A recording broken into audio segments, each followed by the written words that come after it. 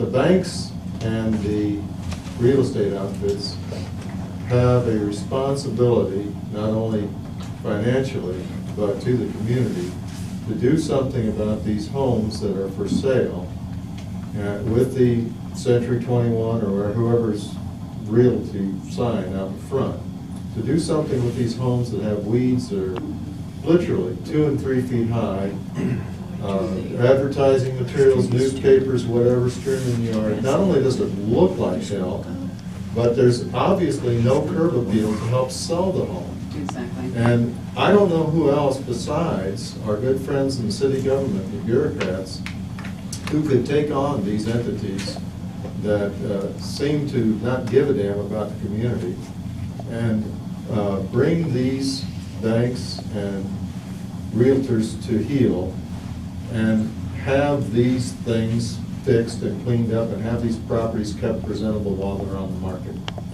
You know, I know exactly what you're talking about, and usually what I do is call Linda and say, turn this in. And, you know, so but it's a long, slow process. But maybe there's a way, and Val, I don't know if you think we can put a fast track on homes that are vacant, because we're gonna see a lot more of them, I'm sure. You know, that are vacant because of foreclosure. I mean, it's pretty obvious which ones they are. And they seem to be, I mean, you take the landscaping away and then you've really got an eyesore. Well, So, if they've gone into an REO department for the bank, it's virtually impossible to get them to act. If a realtor is actually listing it, then you've got realtors take care of it in most cases. But the banks are, you're right, we've got to do something, I think legislatively, to make them be responsible for some of the stuff that now communities are taking back. you know, the building on 36th and Long Beach Boulevard, until they started the remodel on it, it was vacant for so long. And I actually had a friend of mine that was doing a bid on landscaping for it, said, hey, have you been in there? There's somebody living in there. So I went in, and sure enough, there was, you know, he had his little camp set up on the second floor of this dilapidated building with his girly magazines, his work uniforms. He was working under 3 different names. You know, it was like, okay, this is absolutely not okay. And so they had to come out, but it took a long time. You know, they said, come on, this is your property, you know, developer, get out there and clean it up. But we had to push on him quite a bit. I don't know how many, Linda, you called him at least a half a dozen times. You know, so but it takes that. We just have to be vigilant in doing it. Yes, Dan? I'm going to beat on this for a while because this is important. I am tired of these entities such as the financial institutions being above the law. Any other property owner would find themselves in court after a period of time and not responding to code enforcement. This is not a matter of calling code enforcement and complaining about the weeds and then having somebody call realtor. We've got to take on these entities that are supposedly untouchable and get them to be responsible citizens. I don't give a damn if they're corporations or not.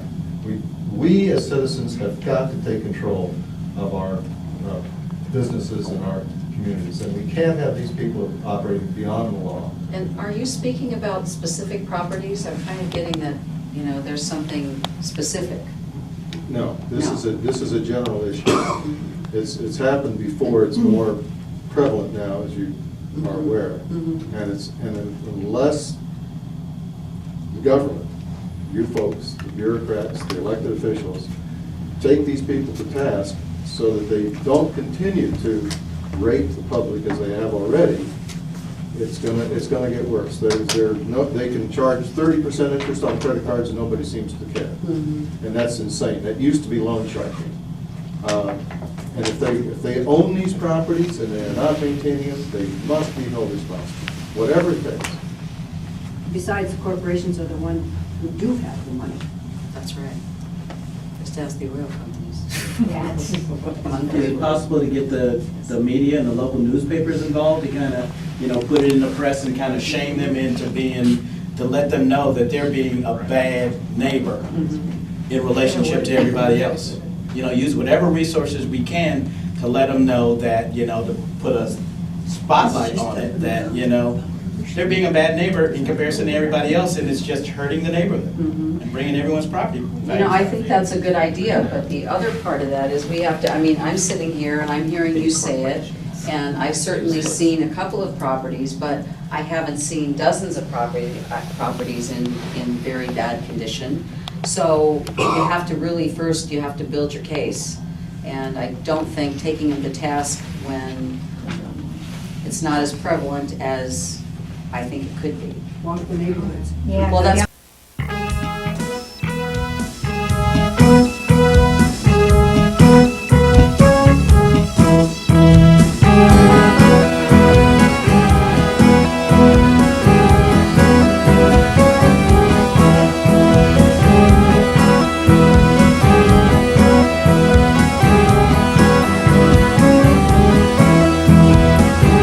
We so happy we alive, we together can survive.